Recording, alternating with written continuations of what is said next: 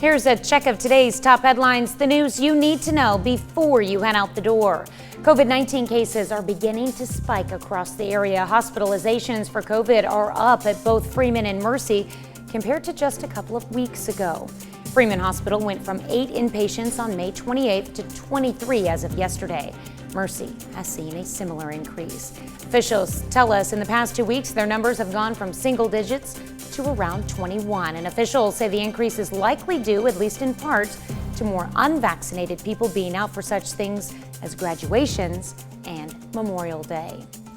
Parsons, Kansas, police say information collected from a robbery and burglary suspect's ankle monitor led to his arrest. Police say Paul Gordon is accused of breaking into a Parsons Taco Mayo and robbing a bank in Independence, Kansas.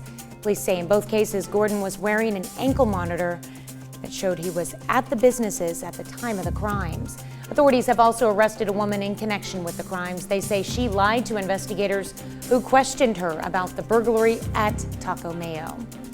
The College Assistance Migrant Program at Crowder College got a major boost when they learned they'd received more than $2 million in federal funding in order to continue for the next 5 years. The program provides first-year Crowder College scholarships to 40 students from migrant and seasonal farm worker backgrounds and eliminates a lot of financial roadblocks in the way of their education.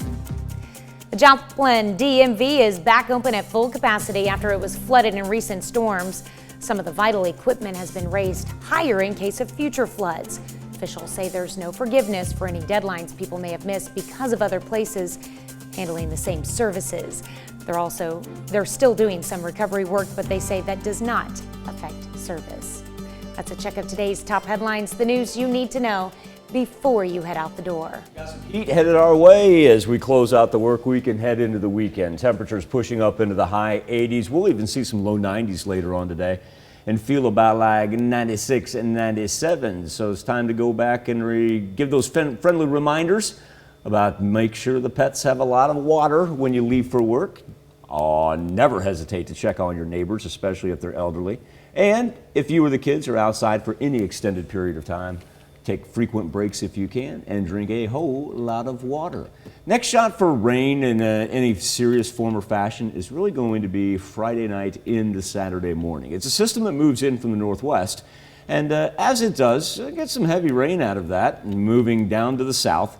Usually we get a system like that, we get some cooler temperatures on the backside of it, right? Well, not exactly the case. The Gulf moisture just continues to stick around, and we've got high 80s and 90s all the way into the middle of next week. We'll be back with more KOAM Morning News right after this.